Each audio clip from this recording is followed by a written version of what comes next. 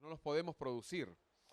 La palabra dice que Dios, habiendo hablado de muchas veces y de muchas maneras en otro tiempo, a los padres por los profetas, en estos postreros días nos ha hablado por el Hijo, a quien constituyó heredero de todo y por quien asimismo hizo el universo, el cual siendo el resplandor de su gloria y la imagen misma de su sustancia y quien sustenta todas las cosas con la palabra de su poder, habiendo efectuado la purificación de nuestros pecados por medio de sí mismo, se sentó a la diestra de la majestad en las alturas.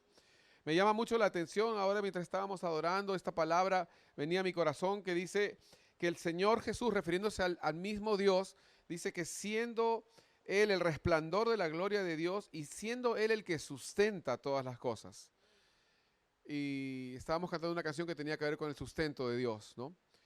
El sustento, el soplo de Dios, aquel aliento de vida que Él infunde en nosotros para poder nosotros vivir. ¿Cuántos de ustedes saben que si no fuera por el sustento de Dios no estaríamos aquí, no estaríamos despiertos, no estaríamos ni siquiera acá en este momento, en este lugar?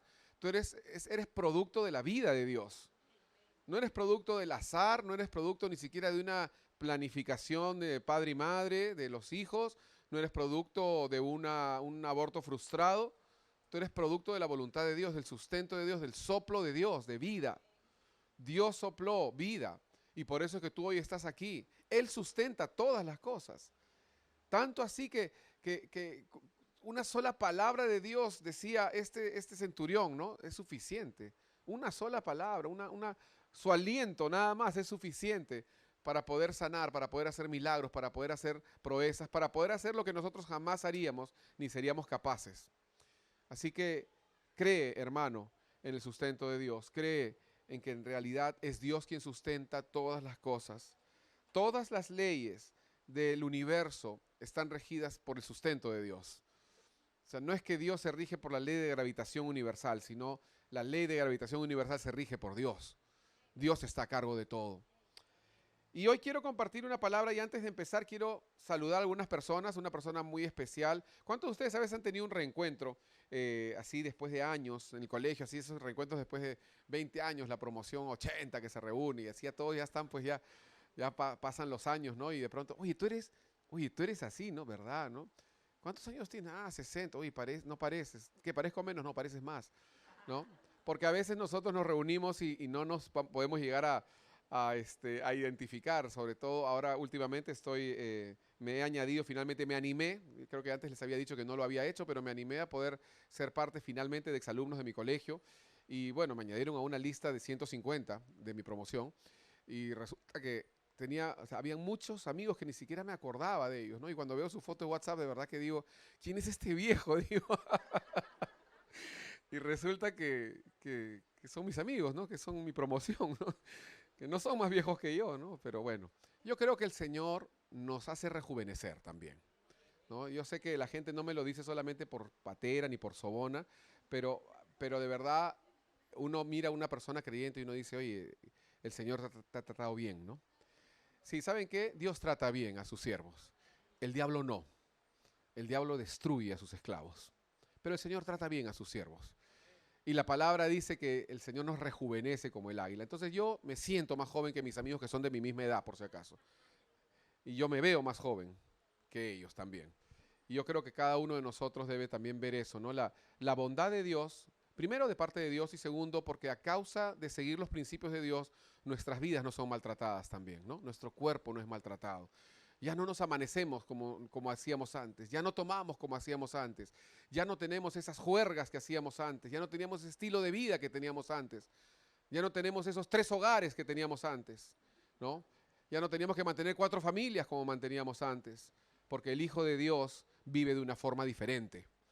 Y por lo tanto Dios lo rejuvenece y la vida misma le permite tener una mejor salud. Amén. Así que dile al que está al costado tuyo, qué joven estás. Y el otro respóndale, no tanto. Es Dios que me ha rejuvenecido, dígale. Bueno, no quería hacer esa introducción porque en realidad simplemente quería presentarles a una hermana que está con nosotros aquí que yo aprecio muchísimo, que creo que me conoce más que todos ustedes, desde más chico que todos ustedes, de niño, y hoy nos visita. Así que sin más quiero presentar, Clarita, por favor, ponte de pie, Clarita Mejía de Barrera. Ella nos visita con nosotros. Un aplauso, por favor, de bienvenida. Cualquier duda que tengan sobre mi persona, cualquier pregunta, cómo era el pastor de niño, pregúntenle a ella con confianza. Clarita, no le digas todo, solamente las partes buenas. Pero de verdad es un honor para mí poder, como le decía a Clarita, ¿no? Que es las personas que han influido en nuestras vidas son dignas de nuestra honra también, ¿no? Y tenemos que saber nosotros, todos nosotros, ser agradecidos con aquellas personas que han sido influencia en nuestra vida, ¿no? Que han podido sembrar algo y que hoy somos lo que somos, gracias a Dios, sí, pero gracias a los instrumentos que Dios utilizó a lo largo del camino. Amén. Quiero que me acompañen, por favor, al libro de Éxodo. Vamos a leer bastante hoy del Antiguo Testamento. Y voy a compartir una palabra cuyo título es la tierra prometida. Quizás vamos a tener que hacerlo en dos partes, pero no ha sido fácil compartir, estudiar un poco este tema porque mientras van buscando ahí, quiero decirles que el tema de la tierra prometida es un tema tan usado, tan predicado, tan estudiado y también a veces tan controversial porque cuando nosotros hablamos de la tierra prometida, definitivamente no siempre sabemos definir qué es la tierra prometida. Algunos hablan de la tierra prometida como aquel lugar donde todos iremos, y es la presencia final de Dios, al final de todo, cuando el Señor se siente en su trono y nos haga pasar y nos diga, entre en el gozo de tu Señor, ¿no? Esa es una forma de definir la tierra prometida. Yo pienso que la tierra prometida tiene muchas acepciones, muchas explicaciones, muchas aplicaciones, y no solamente es esta de que nosotros iremos al cielo. Obviamente la tierra prometida representa el cielo, claramente, ¿no? Es imposible negar esto. Es el lugar donde los redimidos recibiremos nuestras coronas, es lo que hemos dicho ahora, vamos a recibir nuestras coronas para ponerlas a sus pies, ¿no? Para entronarnos, ¿no? Pero también la Biblia también nos hace una aplicación de la tierra prometida como la salvación, el lugar de salvación. Es el lugar en donde tú finalmente dejas esa vida controlada por tu pecado, dominada por tus ataduras y finalmente tienes reposo. La tierra prometida tiene un sinónimo que es la palabra reposo. Siempre que vemos la palabra, la promesa de Dios, vemos el reposo. Cuando la palabra dice que ellos entraron en la tierra prometida, también dice entraron en el reposo, ¿no? Entonces, ¿a qué se refiere reposo? Se refiere a que cuando nosotros nos entregamos a Cristo, finalmente podemos reposar. Yo no sé cuántos pudieron hacer ese respiro, ese suspiro de soy un hijo de Dios. Qué bueno que no tenga que pelear por mi salvación. Qué bueno que no tenga que comprar mi salvación. Imagínense ustedes aquella época, en la época de las indulgencias, cuando Lutero publica sus tesis y la gente que no tenía el dinero quizás no podía comprarse el descuento del purgatorio. No podía, porque no tenía quizás el poder adquisitivo, no tenía, o aquellos que habían creído que sus familiares estaban ahí y que de alguna manera un poco de dinero podía hacer que pasen del purgatorio al cielo. No podían, ¿no?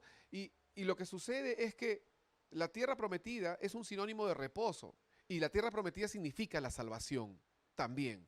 No solamente el evento histórico de cuando todos iremos al cielo, en donde ya todo terminará, sino que también representa la salvación. Cuando tú entras a Cristo, cuando tú entras a esta nueva vida, tú reposas de todo lo que tú pretendías hacer y lograr y pretender llegar al cielo por tus propios medios, por tu propio esfuerzo, por tu buena conducta, por tu posición sociocultural económica, por tu buena palabrería o por tus dones o talentos humanos. Simplemente tú reposas y te das cuenta que no depende, como dice la Biblia, del que puede ni del que corre, sino de Dios que tiene misericordia.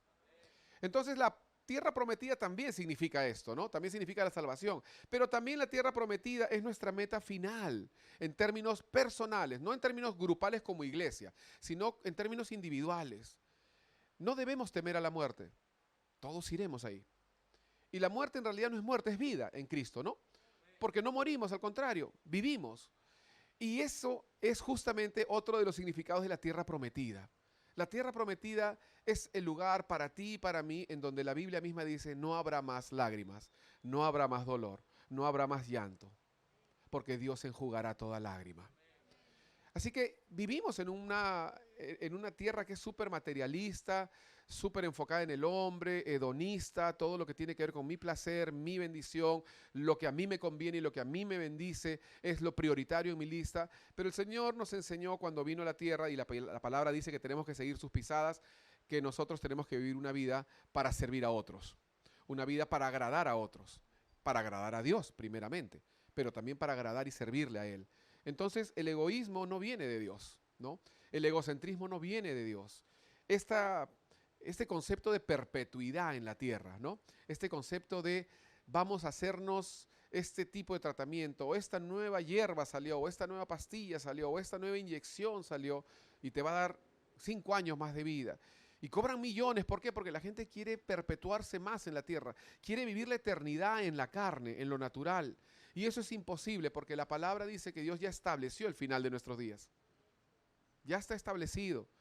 Nadie puede añadir ni un poquito más.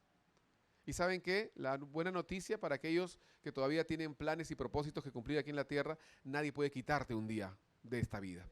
Solo Dios. Porque en Dios están nuestros tiempos. Amén. Y en cuarto lugar, porque dijimos que nuestra meta final cuando morimos también significa la tierra prometida, el lugar donde cada uno deja de este mundo. Pero también, y a eso quiero llegar hoy, la tierra prometida es nuestro lugar de victoria. Escúchenme, nuestro lugar de victoria es el lugar en donde termina cada proceso. ¿Se acuerdan del proceso? Que hablamos varias veces del proceso, y todo el mundo decía, ya pastor, ya para con el proceso, ya basta, ¿no? Ya mucho proceso, ¿no? Que el proceso, que me duele, que me cuesta, sí es verdad, pues, pero es que Dios no puede darte una responsabilidad, un cargo, una autoridad si es que no pasas por el proceso. Entonces, no quiero volver a predicar esto, pero es importante que recordemos que cuando hablamos de la tierra prometida, de la promesa de Dios, del reposo de Dios, tenemos que entender que siempre el lugar de victoria va después del lugar de proceso. Siempre. Y te lo voy a decir de dos maneras. No hay victoria sin proceso. Pero te lo voy a decir en la segunda forma. Si estás en un proceso es porque verás la victoria. Ahí sí más dijeron amén. ¿Bien? Claro, lógico. ¿No? Si estás en un proceso es porque estás camino a la victoria, porque Dios no juega con nosotros. Dios no está, ¿no?, divirtiéndose a ver cuánto sufres, ¿no? Dios no es así. Dios dice la palabra es bueno, Él nos ama, Él tiene buenos planes, buenos pensamientos. Pero esos mismos buenos planes y buenos pensamientos, como los que tiene un padre para con su hijo, no le impide, no le hace ser ciego a la necesidad de que el hijo tiene que prepararse para enfrentar lo que viene. Y lo mismo sucede con Dios. Él permite que nos pasen cosas que a veces nosotros decimos, pero ¿por qué, Señor? Gracias a Dios, yo no soy el director de la escuela, ¿no? Porque si hubiera sido el director de la escuela cuando yo estaba en primaria, quizás el horario hubiera sido las 6 horas de colegio, recreo. O quizás almuerzo. No lo sé. O almuerzo y recreo, nada más, eso era todo. Pero Dios, que sí es el director, que sí sabe la currícula, que sí sabe lo que tú necesitas para que estés preparado para lo que Él te quiere ungir, para lo que Él te quiere dar autoridad, para lo que Él te quiere hacer que enfrentes más adelante y que tengas, digamos, la madurez para manejar, te hace pasar justamente por este proceso. Pasó con José, pasó con Daniel, pasó con todos, absolutamente todos. El proceso te lleva a la victoria. Entonces ahora vamos a ver esta aplicación de la tierra prometida. Y esta aplicación de la tierra prometida es ¿cuál? Que la tierra prometida representa nuestra victoria. A ver, di conmigo, la tierra prometida es nuestra victoria. Entonces vamos a ver lo que la palabra dice para efectos de esta enseñanza, repito, y a lo largo de nuestras vidas. Yo creo esto, y esto es una opinión personal, puedes estar en desacuerdo conmigo, pero yo creo, lo más probable es que estés de acuerdo conmigo, que nuestras vidas en Cristo pasan por una serie de microdesiertos y microtierras prometidas. ¿No? No sé si les ha pasado. Pasan por un momento de crisis, pasan por un momento de dificultad, y de pronto el Señor te trae un oasis, pues, ¿no? De pronto te trae un tiempo de tierra prometida en donde reposas finalmente y dices, gracias, Señor. Gracias porque Él sabe cuánto podías aguantar. Gracias porque Él sabe cuánto el desierto podía lograr en ti también. ¿Cuánto podía ese desierto producir en tu vida? Entonces pasas ese desierto y entras a una tierra prometida. No será la última vez que entres a una tierra prometida, ni tampoco será la última vez que pases por un desierto. Vendrán otros. Por eso es que yo estoy planteando esto, porque en mi vida ha pasado así, que pasamos muchos, le he llamado microdesiertos, y como la tierra prometida se llamaba Canaán, ¿no? Canaán, ¿se acuerdan? No Caná, porque Caná es las bodas. La gente se confunde a veces que las bodas de Canaán. No, no fueron las bodas de Canaán, fueron las bodas de Caná. Y la tierra prometida es la tierra de Canaán. Y pasamos nosotros entonces en nuestras vidas muchos microdesiertos y microcanaanes. Si es que existe esa palabra, la acabo de inventar, ¿no? Porque pasamos esos desiertos. No es el final, no es el último, pero lo pasamos para prepararnos, para hacernos madurar, para hacernos entender que dependemos de Dios, para despojarnos de cosas que no son necesarias, que son peso, exceso, cosas que son lastres en nuestras vidas. Pero luego viene el encargo de Dios. ¿Para qué te he hecho esto? ¿Para qué te he hecho pasar por eso? Ah, porque quiero darte este encargo y necesito que estés listo. Hablamos de la vida de Moisés. La vida de Moisés fue un ejemplo excelente. ¿Por qué? Porque Moisés pasó 40 años sabiendo que era un don nadie, ¿no? Creyendo que podía hacer cosas. Los segundos 40 años de su vida siendo un don nadie prácticamente, y los últimos 40 años de su vida los pasó sabiendo todo lo que Dios puede hacer con un don nadie, ¿no? Y yo creo que eso sucede también cuando pasamos por nuestros microdesiertos. Es decir, en nuestro caminar cristiano atravesamos breves desiertos, pero también disfrutamos de breves tierras prometidas. Vamos a leer Deuteronomio capítulo 8, versículos 2 y 3, por favor. Deuteronomio 8, 2 y 3. Dice así: y te acordarás de todo el camino por donde te ha traído Jehová tu Dios en estos 40 años en el desierto, para afligirte, di afligirte, para probarte, di probarte, para saber lo que había en tu corazón, di para saber lo que había en tu corazón, si habías de guardar o no sus mandamientos. Y luego dice: y te afligió, y te hizo tener hambre, y te sustentó con maná, porque no nos deja morir de hambre, ¿no? Y te sustentó con maná, comida que no conocías tú ni tus padres la habían conocido, para hacerte saber que no solo de pan vivirá el hombre, mas de todo lo que sale de la boca de Jehová vivirá el hombre. Qué bueno, ¿no? Que no tenemos tiempo para estudiar todo eso, pero cuando dice que Él te hizo pasar por hambre, pero luego te sustentó, no te sustentó con la misma comida que comías antes. Esto es bien interesante. Aquellos que les gusta estudiar la Biblia, estudien esto. Porque en este proceso de dieta, ayuno, de esta mejora alimenticia, lo que hace Dios es, ¿sabes qué? Yo te voy a enseñar que tú puedes vivir sin eso, mejor dicho. Que tú puedes vivir sin esa comida que comías antes. Chicos, jóvenes, ustedes pueden vivir sin un celular. Antes vivíamos sin celulares, sobrevivimos, ¿no, Clarita? ¿Quién más? Yo mismo me acuerdo, mi primer celular tuve a los 18 años, 19 años quizás, o 20. Motorola Zapito, letras naranjas. Pero ¿saben qué? Podemos vivir sin un celular. Porque existen Biblias impresas en papel también, ¿no? O sea, cuando tu hijo te dice: papá, cómprame un celular para poder instalar la Biblia. No, mejor te compro una Biblia, pues, ¿no? Se puede vivir sin celular. Y entonces Dios te despoja de cosas, pues, ¿no? Te quitas las cosas que no sirven para que puedas entender que sí se puede. Te quita la comida de Egipto y te dice: yo te voy a dar una nueva comida. Yo te voy a enseñar una nueva forma de vivir, una nueva forma de tener fuerzas, una nueva forma de ganar más fe en tu vida, una nueva forma de enfrentar las circunstancias. ¿Y cuál es esta nueva forma? ¿Cómo es? Dime cómo es, no te lo puedo explicar. Dámela, pero no la conoces, ¿no? Te la voy a dar aunque no la conozcas, se llama maná. ¿Qué significa? ¿Qué es esto? ¿No? O sea, encima ni siquiera le explica qué es el maná. Tanto así que la misma palabra ni siquiera la define respecto a su receta, sino respecto a su aspecto y a su sabor, pero no dice qué es exactamente. Pero era el alimento de Dios. Queridos hermanos, tenemos que entender que lo que Dios nos da es lo que necesitamos. Que la palabra de Dios es más que suficiente. Que no necesitamos nada más que la palabra de Dios, porque en la palabra de Dios están todas las instrucciones. Mi esposa predicó la semana pasada suficiente sobre la palabra de Dios, aunque nunca será suficiente, pero suficiente en términos de que podamos entender que necesitamos tener comunión con la palabra de Dios. Sí, es verdad, necesitamos la palabra de Dios, porque la misma Biblia dice, como dice acá lo que hemos leído, no solo de pan vivir el hombre, sino de la palabra que sale de la boca de Dios. Disculpen que hable rápido, pero tengo varias cosas que compartir. Quizás terminemos un poquito después, espero que no. El desierto te prepara entonces para entrar y vivir en esta tierra prometida. ¿Está claro ya? El desierto te prepara para poder vivir en la tierra prometida. No se puede pasar de Egipto a la tierra prometida. Pónganse a pensar un poco las formas de pensar. Pónganse a pensar la falta de agradecimiento a Dios. Qué peligro recibir algo que viene de parte de Dios y no entender que viene de parte de Dios. Y pensar que lo lograste tú, porque todo lo que sabía Israel en Egipto era que yo lo logré. Poco o mucho, yo lo logré. Yo lo siembro, yo lo cosecho. Me lo merezco. Y si esa mentalidad hubiera entrado a la tierra prometida, no hubiera podido administrar los regalos de Dios.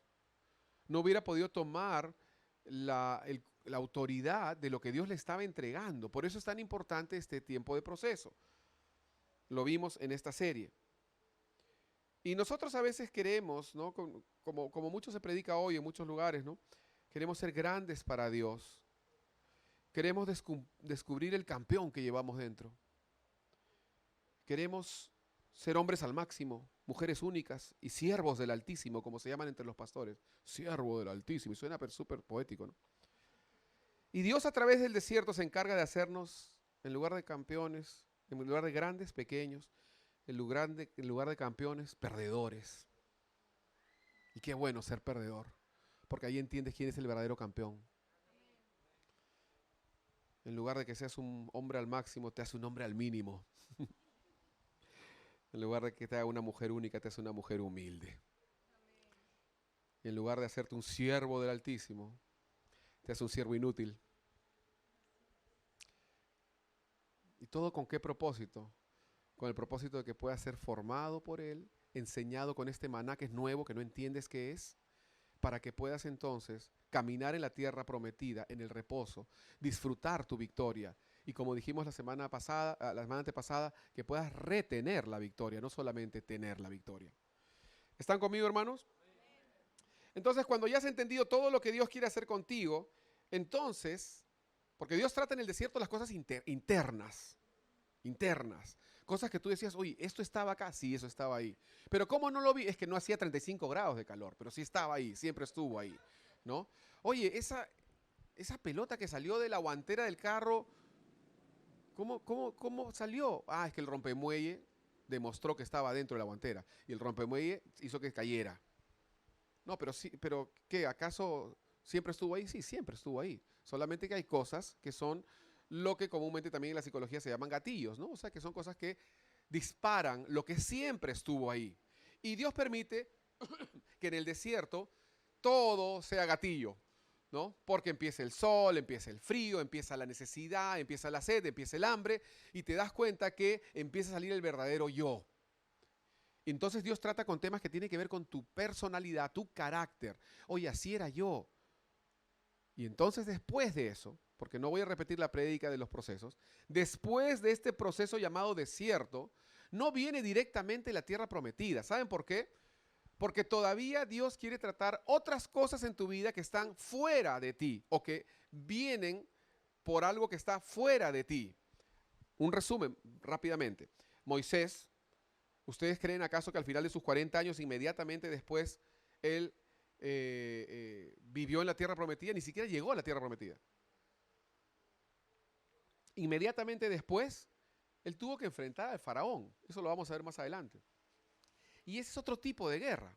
Ya no es la misma guerra del desierto.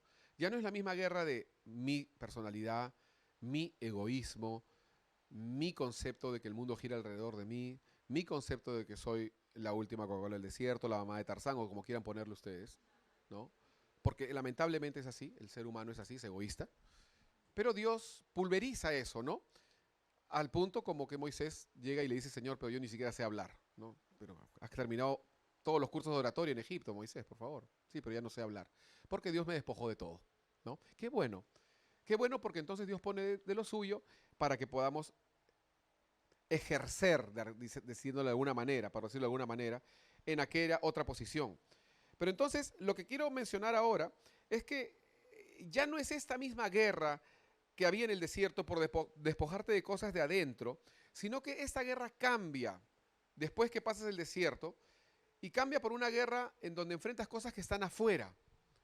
Moisés tuvo que enfrentar a Faraón. Moisés tuvo que enfrentar sus propios miedos respecto al encargo que Dios le había dado. Ya había pasado su desierto. Ya Dios lo había despojado de cosas de adentro, de su propia naturaleza, pero ahora venía el ataque de afuera. El día viernes, si no me equivoco, tuve una reunión con una linda pareja. ¿Se acuerdan ustedes de la reunión de pareja que yo dije que no quería tener consejería a partir de las 9? Bueno, ya al día siguiente rompí mi promesa. Pero fue bueno. Fue bueno, esa reunión que terminamos, ya al día siguiente terminó la reunión. Y pudimos ver alguna cosa que me pareció muy importante. Y es que Dios trata primero con nuestras cosas internas, pero cuando ya ha habido victoria en cosas internas, de pronto ahí no termina todo, sino que vienen los ataques de afuera. Viene la cosa de afuera ya. ¿Por qué? Porque Dios quiere que tengas victoria en todas las áreas de tu vida. No solamente en aquellas de carácter, sino que también en esta segunda etapa de victoria tú puedas empezar a ganar territorio. Primero ganas tu propio territorio, ¿no? Primero dejas que Dios conquiste tu propia vida, pero luego Dios quiere usarte para conquistar terreno para Él. Y entonces se levantan todos los enemigos. Entonces, si se han levantado los enemigos en tu vida, yo sé que suena sarcástico decir alégrate, pero de alguna manera Dios te ha visto digno de ganar territorio para Él. No hubiera habido un faraón en contra de Moisés si Moisés no hubiera respondido al Señor. Y si Moisés no hubiera sido el designado por Dios para ganar territorio. ¿Están entendiendo? Entonces no nos aflijamos cuando quizás decimos, pero ¿por qué todo me sale mal? ¿No? Todos están en contra de mí. ¿Por qué sucede esto? ¿Por qué sucede lo otro? Miren Deuteronomio capítulo 7. Perdón, disculpen, antes de Deuteronomio capítulo 7, Deuteronomio capítulo 8, un ratito vamos a dar una mirada a esto.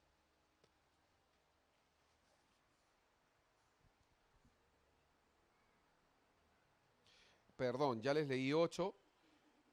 Sí, acompáñenme a Éxodo entonces. Éxodo capítulo 3. Porque aquí es importante que entendamos un principio. ¿Y el principio cuál es? El principio es que Dios había designado que haya una tierra prometida y que esa tierra prometida sea para su pueblo. ¿Okay? Ese es el principio. Éxodo, solamente voy a leer una partecita de Éxodo 3:17. Si todos lo tienen, pueden seguir conmigo. Dice, yo os sacaré de la aflicción de Egipto, a la tierra del cananeo, del eteo, del amorreo, del fereceo, del heveo, del jebuseo, a una tierra que fluye leche y miel. ¿Se han dado cuenta que quizás la mitad de este pasaje dice, los sacaré de la aflicción y los llevaré a una tierra que fluye leche y miel, y la otra mitad enumera cada uno de los enemigos poderosísimos que teníamos que enfrentar? Porque esa es la proporción. Yo no sé si alguien te ha predicado un evangelio diferente. Yo no sé si alguien te ha dicho que cuando tú recibes a Jesús todo te va a ir bien. Te mintieron. Y el problema es que ni siquiera hay un libro de reclamaciones para eso. Nadie te va a devolver tu plata, nadie te va a devolver tu tiempo. Pero la palabra dice que la tierra prometida, y eso lo vamos a ver más adelante, es una tierra ocupada por este tipo de personas. ¿Quiénes son? Eteo, cananeo, amorreo, fereceo, heveo, jebuseo, ¿no? Y en otro pasaje habla del jerjeseo también, ¿no? Ahora sí, dicho esto, lo primero que había mencionado respecto a la tierra prometida, y por eso mencioné todo lo que hablé sobre el proceso, es lo siguiente. Y es que a mí me gustan los conceptos simples porque en base a conceptos simples yo puedo desarrollar ideas mucho más complejas. Pero mire este concepto simple. La tierra prometida está después, no está antes. No hay una tierra prometida antes. Dios no te dice, mira, ¿sabes qué? Te voy a dar todo para que entonces yo de esa forma te compro para que puedas pasar tu prueba y sepas que yo ya te di todo antes. Dios no nos da todo antes. Dios no nos permite que nosotros disfrutemos antes, sino después. Porque lo que Él quiere ver en el desierto, ¿qué cosa es? El corazón. Y ahí se desnuda el corazón. Ahí se ve quién es quién en el desierto. Entonces lo primero que hemos visto es que la tierra prometida está después del desierto. Es un principio sencillo. La tierra prometida está después del desierto, no antes. Y este segundo principio que quiero que veamos es el siguiente. Solamente vamos a ver dos principios de la tierra prometida hoy. Y es, la tierra prometida está ocupada por gente fuerte. O sea, si tú pensabas que ya cuando pasó el desierto vas a entrar al Hotel 5 Estrellas llamado Canaán, te equivocaste. Porque ahora toca, repito, la segunda parte de este proceso. Porque la primera es, vamos a sacar toda la basura que tienes dentro. Vamos a sacar todo eso que no te está sirviendo. Vamos a sacar todo ese lastre. Vamos a quitar todo eso que no. Y cambiar tu forma de pensar, de esclavitud, de pecado, a una forma de libertad y de dependencia de Dios. Y una vez que Él cambia eso, entonces dice ya, ahora yo quiero que conquistes. Pero quiero que entiendas una cosa, la tierra prometida no está vacía. La tierra prometida tiene pueblo enemigo ocupando. O sea, siempre digo esto, ¿no? Dios te da tu título de propiedad, pero no tienes la posesión, ¿no? Hay que hacer algo, ¿no? Aquí en el Perú, cuando pasa eso, la gente llama pues a la policía, a la comisaría, al ejército, para que puedan desocupar tu terreno invadido, ¿no? Bueno, allá eran ellos los que tenían que hacerlo, con sus propias manos, a la fuerza, ¿no? Porque Dios se lo había prometido. Entonces, ahora sí, Deuteronomio capítulo 7.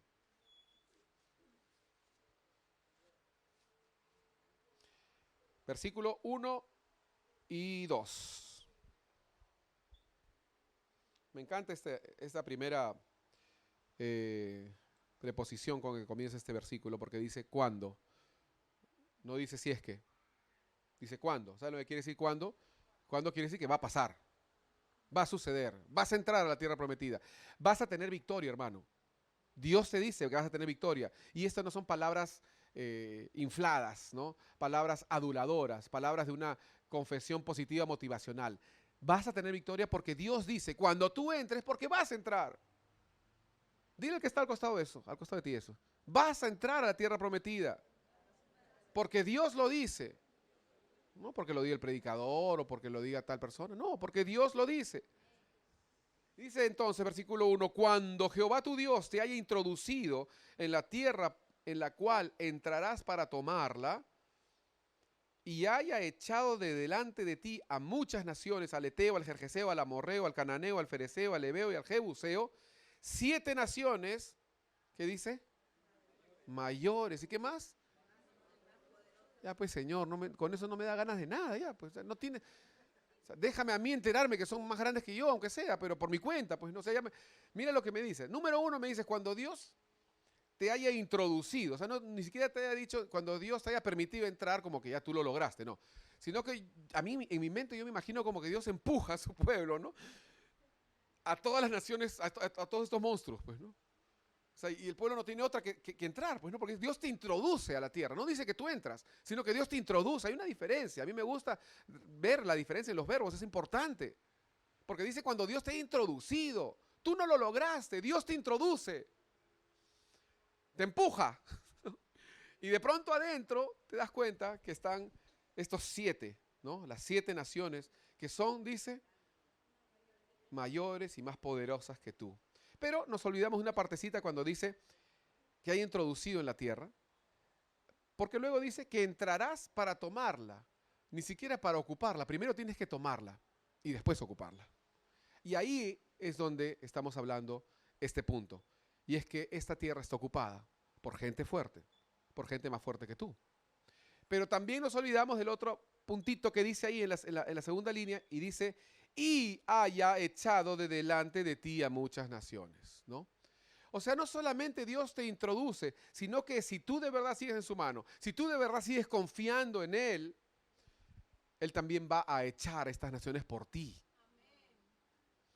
Porque cuenta contigo, sí es cierto, porque te da el poder y la autoridad y la unción para que tú puedas ejecutar su obra, pero porque en tu corazón siempre habrá un reconocimiento de que fue Dios, no tú.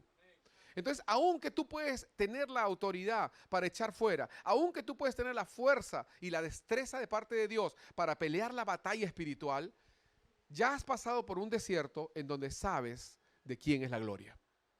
Sabes de quién es la victoria. Por eso es que Dios no duda en darte autoridad, porque ya despojó de ti todo lo que tú tendrías para darte gloria a ti mismo. Entonces te da la autoridad, te concede poder, unción, autoridad para poder votar a estas personas, porque Él sabe que al fin del día tú vas a decir, Señor, yo no lo hice, lo hiciste tú. Porque si le da autoridad a ese pueblo que salió de Egipto, lo primero que va a decir es, somos poderosos. Yo lo hice, porque yo entreno, porque yo estudié, porque yo estoy capacitado, porque yo hago ejercicio, porque yo soy inteligente, porque mi papá me crió bien, ¿no? Pero todo eso ya se borró, pues, ¿no? Se borró. Ya no existe.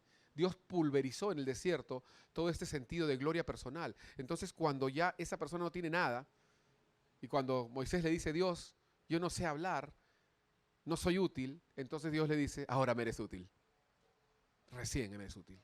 Y entonces Dios puede depositar, porque ya estás vacío. Puede depositar en ti todas las virtudes que Él quiere depositar para esa nueva etapa, que es conquista. Ya no es solamente conquista aquí adentro, sino conquista allá afuera.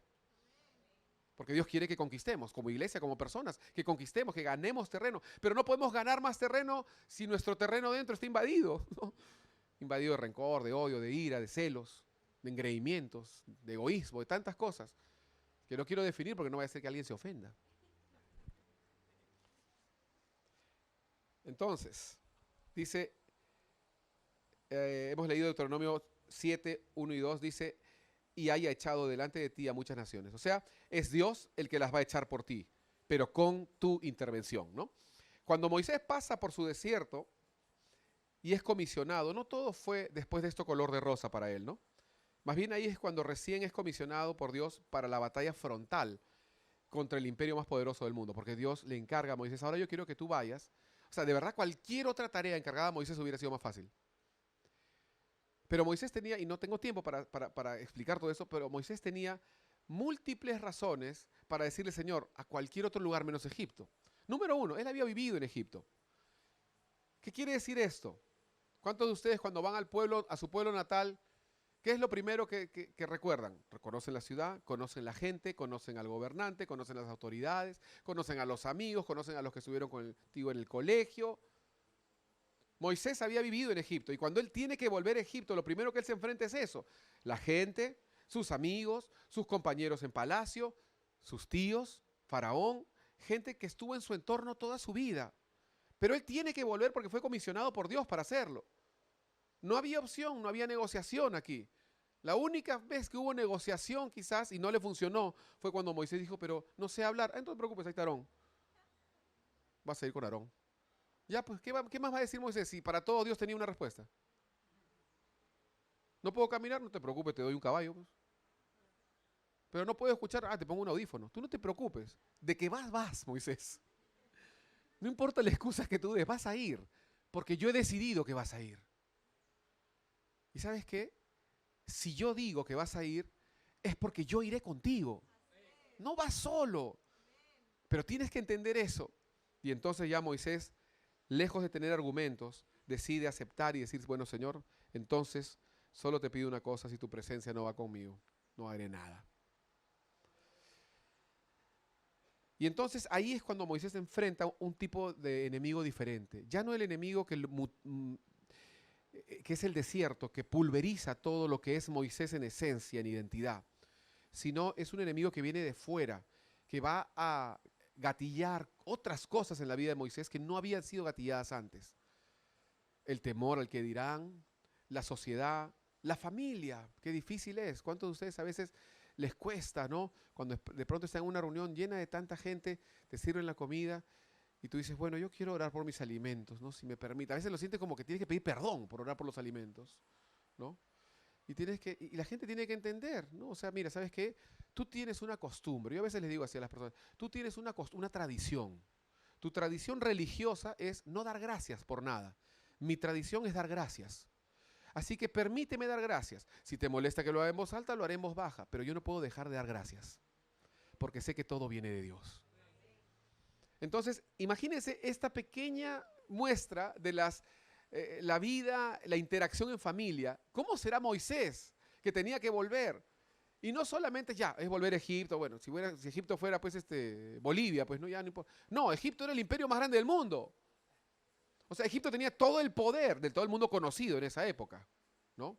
Acá tenemos un historiador, Tadeo, cualquier cosa de historia, pregúntenle a él, que es una luz, Tadeo. En historia, podemos preguntar a él respecto al imperio egipcio, un imperio poderosísimo, un imperio grande, un imperio que era en esa región de lo que se conocía del mundo, repito, era lo más poderoso. Y Moisés tenía que volver y acercarse y decir, mira, Faraón, ¿sabes qué? Me llevo a mi pueblo. así con esas palabras. Porque Dios quiere que se celebre sacrificio y Dios quiere recibir la gloria de su pueblo. Isaías capítulo 54, por favor, acompáñenme. Ya estamos acercándonos al final. Moisés tenía que entender esta realidad, que más adelante la dice el Señor, obviamente en Isaías, pero dice así. Isaías 54, 17. Dios dice, ninguna arma forjada contra ti prosperará. Y condenarás toda lengua que se levante contra ti, en juicio. Esta es la herencia de los siervos de Jehová y su salvación de mí vendrá, dijo Jehová. O sea, este versículo es, repito, súper explícito, súper directo y te habla de dos cosas que no vamos a redundar en ellas, pero la primera que dice claramente es que las armas que van a forjarse contra ti, y repito, siempre yo digo esto, porque me parece que es importante entender que el forjar arma quiere decir que va a ser hecha a tu medida. Si tú no tienes un problema de drogas, no te va a venir un ataque de drogas. Si no tienes un problema con el homosexualismo, no te va a venir un ataque con el homosexualismo. Si no tienes un problema con el alcohol, no te va a venir un ataque con el alcohol. Va a ser forjado a tu medida. Ahí va a decir abajo un grabadito que dice, hecho específicamente para Carlos Silva y Schiantarelli. Y cada uno va a tener el suyo a su medida. Y lo segundo es que dice que no solamente son armas que pueden ser ataques físicos, sino que también se refiere a la lengua que se levanta contra ti, a esas palabras que te quieren acusar y derribar. Y entonces ahí dice, ¿sabes qué? Tú vas a condenar esas lenguas, tú vas a derribarlas. Tú tienes la autoridad para hacerlo. Tú no le vas a dar oído. Tú vas a traer cautivo todos esos pensamientos que pueden haber surgido de palabras dichas para condenarte y para destruirte. Moisés tenía que llegar a la certeza de decir, conmigo está el Señor. Nada podrá detenerme, hasta nada podrá impedir que se lleve a cabo la voluntad de Dios. Moisés tenía que volver a Egipto, puntualmente al palacio, donde vivió por 40 años, toda su formación, toda su educación, todos sus estudios, sus amigos, sus familiares, todo su conocimiento tendrían que ser en ese momento puestos en una balanza. Y en el otro lado tenía que ser puesta la fe y la obediencia a Dios. Y él tenía que determinar cuál pesaba más.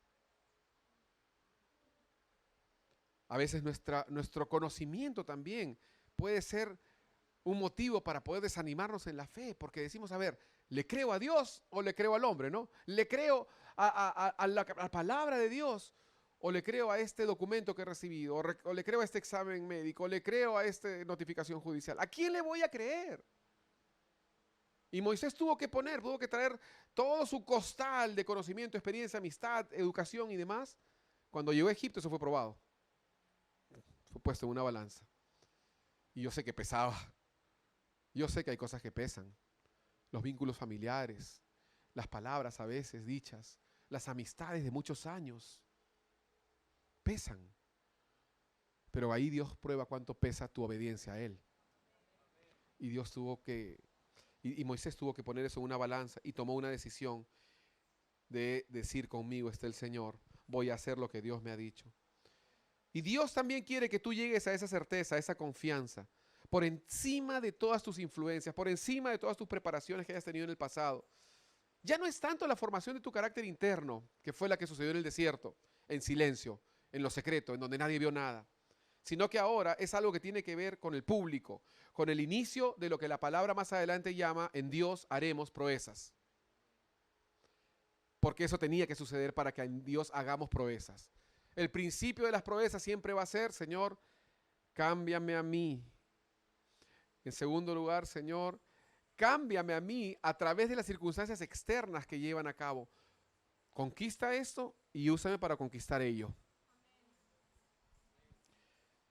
Se habla mucho de mentalidad en el desierto, mentalidad de esclavos. Esa mentalidad que dice no podremos, ya perdimos. Pero Josué define la mentalidad del libre, la mentalidad del conquistador, la mentalidad de Dios, que Dios quiere lograr con un proceso bien llevado. Acompáñame a Números capítulo 14. Desde muy joven, porque Josué sí entró a la tierra prometida, ¿se acuerdan?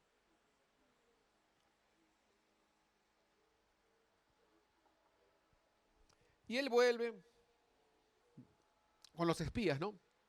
Trae el informe, pero él dice una palabra que no dicen los demás. Dice el versículo 8 y 9. Si Jehová se agradare de nosotros, Él nos llevará a esta tierra y nos la entregará. El mismo principio, ¿no? Entregar. Tierra que fluye leche y miel. Por tanto, dice, no seáis rebeldes contra Jehová ni temáis al pueblo de esta tierra. Y esta es la mentalidad que Dios quiere que tú tengas. Porque nosotros los comeremos como pan. Su amparo se ha apartado de ellos y con nosotros está Jehová. No los temáis. En esto estoy de acuerdo con la confesión positiva. Porque la confesión positiva solamente tiene validez en tanto sea la palabra de Dios. Si no es la palabra de Dios, es simplemente buenos deseos. ¿No? ¿Cómo se llama? Tratar de autoincentivarse, ¿no? Eso no funciona. Lo que sí funciona es cuando tú declaras la palabra de Dios. Porque aquí ellos dicen, los vamos a comer como pan. ¿Por qué los vamos a comer como pan? ¿Quién sufre comiendo pan? Si hasta los ancianitos le dan pan. Los mojan un poquito y ya está. ¿Quién sufre comiendo pan? Nadie. Y lo que dice acá Josué es, a esos enemigos los vamos a comer como pan. O sea, ni siquiera necesitamos un cuchillo, ni un tenedor. Lo vamos a comer como pan. ¿Pero por qué dice eso? No lo dice porque, tengo que meter este pensamiento positivo en la gente para que la gente se arme de ánimo y de emoción. No, no lo dice por eso, lo dice porque Dios lo dice. Porque es una promesa de Dios. ¿Y sabes qué? Todo en esta tierra va a pasar, pero la palabra se va a cumplir. La promesa de Dios se va a cumplir y Él tiene una promesa de victoria para tu vida. Entonces no importa lo que la gente dice, producto de la emoción, del éxtasis, de lo que sea. Lo que importa es lo que la palabra de Dios dice, porque al final del tiempo solo la palabra va a prevalecer. Van a pasar ideas, religiones, gobernantes, gobiernos, imperios. Cuando todos ellos hayan pasado, cuando todos ya hayan muerto, la palabra de Dios irá en pie, como siempre, erguida, porque es la palabra de Dios. La hierba se seca, la flor se marchita, pero la palabra de Dios permanece para siempre. Cuando tú hayas pasado, la palabra de Dios seguirá en pie. Y Josué entendía eso. Y por eso es que lo que te tiene que llenar de valor no es la fe en sí misma, sino es la fe en la promesa de Dios. Dios lo ha dicho, Dios lo hará. Punto final. No hay negociación, no hay discusión, no hay ningún tipo de transacción aquí, no hay ningún tipo de si es que. Dios lo ha dicho, Dios lo hará. Punto final. Pero tienes que creerlo. Y obviamente tienes que vivir bajo sus principios, ¿no? Obviamente. Y por eso Él dice, los comeremos como pan. Tú también puedes declarar, confesar estas promesas de Dios que son positivas. Porque no estás diciendo ninguna herejía, ninguna mentira, ni nada que no esté en la Biblia. Los vamos a comer como pan, dijo Josué. Estamos seguros de eso. ¿Por qué? Porque Dios está con nosotros y no está con ellos. Tan sencillo como eso. Así que, como conclusión, quiero, queridos hermanos, que se pongan de pie, por favor. Y quiero que recordemos lo que hemos venido diciendo hoy. Yo no sé cuántos de aquí están pasando quizás por microdesiertos, ¿no? Pequeños desiertos, pero quizás que esta palabra te pueda animar a seguir agarrándote de Dios, porque si estás pasando por un desierto, es porque viene una victoria. Viene una victoria. Y esa victoria muchas veces implica ganar terreno para Dios. Ganar terreno para Él. Después de cada desierto hay una victoria. Es un lugar prometido. ¿Qué quiere decir prometido? Quiere decir que hay garantía de que se va a cumplir. Aunque quizás en tus ojos lo que veas, en tu mente lo que puedas estar pasando, dirás, no, esto no es tan fácil. No creo que suceda esto. Pero tienes que llenarte de la palabra de Dios, de las promesas de Dios, de creer que de verdad si Dios lo ha dicho, lo va a hacer. Porque al final de todo no depende de ti, ¿no? Depende de ti, obviamente, como decía Pablo, yo me esfuerzo, sí, pero en la gracia de Dios, ¿no? Depende de ti el entregarte al Señor, el seguir sus principios, sus caminos. Pero la victoria depende de Él. ¿Qué cosa es imposible para Él? ¿Qué cosa puede ser que Dios diga, uy, no, esto no estaba preparado para esto? ¿No? ¿Saben por qué nos reímos? Porque es ilógico. Porque Dios lo sabe todo, lo ve todo y quiere darte victoria en todo. Entonces, si Dios te ha prometido la victoria, ¿por qué no confiar? ¿Por qué no creer? ¿Por qué no tomar la determinación? Quizás estás viviendo en un microdesierto, en un pequeño desierto. Quiero decirte que no es el final. Quiero decirte que solamente tienes que humillarte, acercarte a Dios y dejar que Dios tenga victoria en esas áreas de tu vida, que son pequeñas, pero luego verás las otras victorias. A veces queremos, Señor, yo quiero ganar a todo el Perú para Cristo, ¿no? Una vez prediqué eso también, ¿no? Señor, yo quiero ganar a las tribus salvajes, ¿no? Para Cristo. Y Dios te dice, pero primero quiero ganar esa tribu de salvajes que tienes adentro de tu corazón. Pues esa tribu de rencor, tribu de odio, tribu de falta de perdón, tribu de orgullo, tribu de chisme, ¿no? Y otros caramelitos más. Y entonces podré ganar otras tribus allá afuera contigo. Porque ahí sí lo haremos juntos, ¿no? Porque yo sé que puedo contar contigo. Sé que eres una persona confiable. Puedo trabajar contigo. Puedo depositar en ti atributos que te van a hacer que logres mis objetivos, te dice Dios. No es el final entonces. Solo humíllate. Porque vas a ver cómo Dios te va a dar la victoria. Verás después otras victorias que van a empezar a definir tu ensanchamiento, tu aumento de fe, de poder y de unción. Vamos a orar. Señor, gracias por esta palabra. Gracias, Señor. Gracias porque yo sé que tú nunca abandonas la obra de tus manos. Aun cuando a veces nosotros no podemos sentir tu presencia cerca, aun cuando nosotros a veces no podemos saber que tú estás acompañándonos, abrazándonos, Señor, tú estás cerca. Como lo dijimos en otro momento, Señor, en esos momentos de proceso, Señor, tú estás aún más cerca. Como estuviste como ese cuarto hombre, Señor, en el horno. Ahí estuviste tú, Señor. Quizás nunca más ellos pudieron ver en sus victorias tu presencia tan cercana como cuando estuvieron en el horno. Pero tú estuviste ahí, Señor. Y así nosotros hoy te pedimos, Señor, que nosotros podamos de verdad tener esta forma de pensar, como dice tu palabra, este sentir de Cristo, que sea diferente, un sentir en donde podamos ver, Señor, que tú nos quieres llevar más allá, que nos quieres despojar de aquello que en realidad si lo quieres sacar de nosotros es porque no nos sirve, es porque no es útil, es porque no nos va a ayudar, Señor. Por eso nos rendimos hoy a ti, nos entregamos a ti, te decimos, Señor, toma mi vida. Te entrego este momento de dificultad. O te entrego quizás, Señor, este encargo que me has hecho. Quizás hay algunos acá que dicen que Dios los está enviando a un lugar en particular. O les está guiando a ganar territorio para el Evangelio, para el reino de Dios. Igual, con mayor razón, Señor. Tú pones en ellos tu presencia para que sepan que eres tú quien los envía, quien los unge, que no lo hacen por ellos mismos, que si tú lo estás haciendo es porque tú los ves capacitados para ello. Tú no cometes errores, tú no mandas a un inexperto, tú no mandas a un neófito, sino a una persona que ya pasó un desierto. Señor, te damos gracias por aquellos que están empezando el desierto, están en medio del desierto, que están saliendo del desierto y aquellos que están hablando con Faraón en este momento. Sabemos, Señor, que tú eres quien da la victoria. Y gracias, Señor. Líbranos de que en algún momento en nuestro corazón se levante el pensamiento de creer que lo logramos, nosotros por nosotros mismos. Ayúdanos, Señor, más bien a poder descansar en ti y saber, Señor, que de ti viene la victoria, Señor.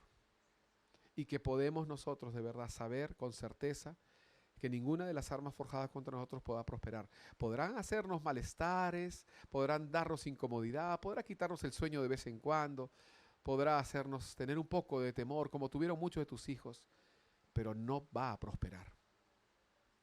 Y esas lenguas que se levantan en juicio, asimismo, Señor, también las condenamos, porque tú nos has dado esa autoridad.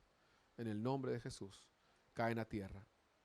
Y levantamos tu nombre, Señor, te glorificamos hoy, exaltamos tu presencia en este lugar y bendecimos, Señor, a cada uno de mis hermanos aquí. Señor, que esta sea una semana en donde podamos ver tu victoria y nuestro despojarnos. Que esta semana sea una semana en donde podamos ver, Señor, tu poder obrando en nuestras vidas y a través de ellas también, dándote a ti siempre la gloria. En el nombre de Jesús. Amén. Amén. Amén. Vamos a hacer los anuncios.